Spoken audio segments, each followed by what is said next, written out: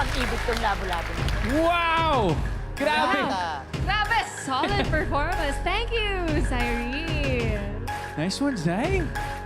Alright, so tanungin natin ang ating clash panel. Namimiss ko yung pasahan namin dito eh. Parang, sino ba? Sino ba? Sige, ako muna.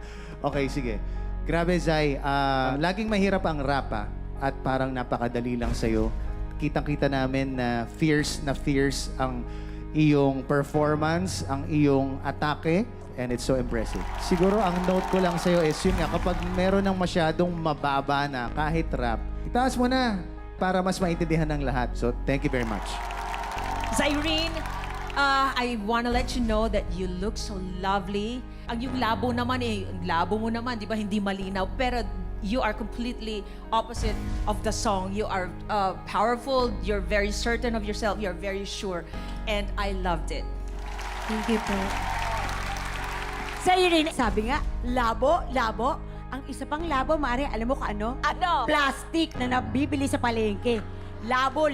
Hindi labo yun, tabo yun. Hindi, meron. Tabo. Plastic tabo. labo.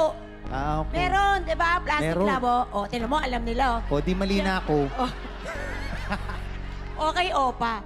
Pero maganda at hindi plastic ang iyong pagkakakanta. Isa kang maong, Char. Maraming salamat, clash panel. And thank you, Zayreen. Sino kina Arabel at Cyrene ang makakatawid sa next round? Clash panel! Sino kina Arabel at Zayreen ang makakapasok sa next round? Alright, ako na lang magsasabi. Ang makakapasok sa next round ay si...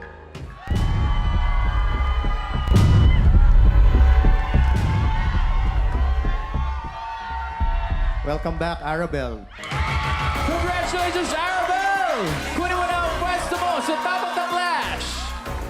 The feeling of being back here sa The Clash, masayang pressure.